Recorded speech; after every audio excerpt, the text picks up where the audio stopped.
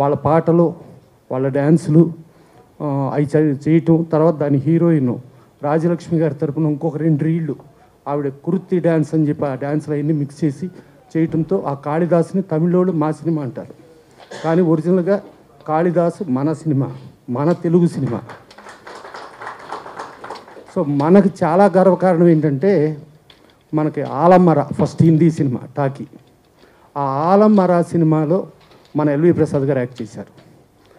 అలాగే భక్త ప్రహ్లాదలో మన ఎల్వి ప్రసాద్ గారు యాక్ట్ చేశారు. అలాగే తెలుగు తమిళ్ అనుకున్న కాళిదాసులో మన ఎల్వి ప్రసాద్ గారు యాక్ట్ చేశారు. సో ఎల్వి ప్రసాద్ గారు ఆ రోజుల్లో మూకీ నుంచి టాకీ వరకు యాక్ట్ చేసి, ఒక కష్టపడి ఒక మనిషి 7 రోజులు భోజనం చేయకుండా కూడా ముడుచుకుని పడుకుని అంత స్థాయి నుంచి ఇవాళ ప్రసాద్ స్టూడియోస్ ఇంత స్థాయికి ఎదిగిన వ్యక్తి ఎల్వి ప్రసాద్ గారు, మన ఎల్వి ప్రసాద్ గారు. ఆయన థియేటర్లో ఎన్టీ రామారావుని పరిచయం చేశారు, ఎన్టీ రామారావు తెచ్చేశారు. సరే ప్యాన్ ఇండియా అంటాం. మనకు చూసుకుంటే కాళిదాస్ తెలుగు తమిళ నుంచి వచ్చింది. అలాగే పాతాళ భైరవి ఎన్టీ రామారావు యాక్ట్ చేసిన 6వ సినిమా తెలుగు, తమిళ, హిందీ 3 లాంగ్వేజ్లోనూ సూపర్ హిట్ అయ్యి అది 6వ సినిమా ప్యాన్ ఇండియా. సో ఇది చరిత్ర. ఈ చరిత్రలో ఫస్ట్ ఎన్టీ రామారావు, అక్కినేని నాగేశ్వరరావు ముందు వేరే తరాలు ఉండేవి.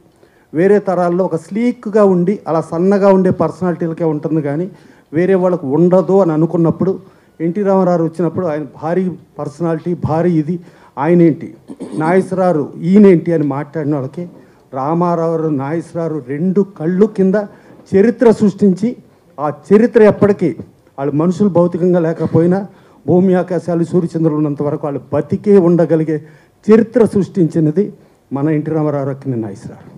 అదే కాకుండా పొలిటికల్గా చూసుకుంటే ఎన్టీ రామారావు ఇవాళకి ఆయన రాజకీయంగా వచ్చి ఇవాళ ఫెడరల్ స్పిరిట్ అంటే ఇవాళ మోడీ గారి ప్రభుత్వంలో కూడా భిన్న పార్టీల ప్రభుత్వం ఎన్టీ రామారావు మూలంగా వచ్చింది.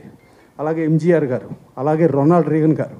సో ఎటు వెళ్ళినా మన సినీ చరిత్ర ప్రపంచంలో అన్ని శాఖల్లోనూ మనం చాలా గొప్పవాళ్ళని చెప్పే సినీ చరిత్రది. ఇవాళ మన సినీ పుట్టినరోజు చేసుకోవడానికి మన సినిమా వాళ్ళందరం గర్వంగా ఫీల్ అవుదాం. Thank you.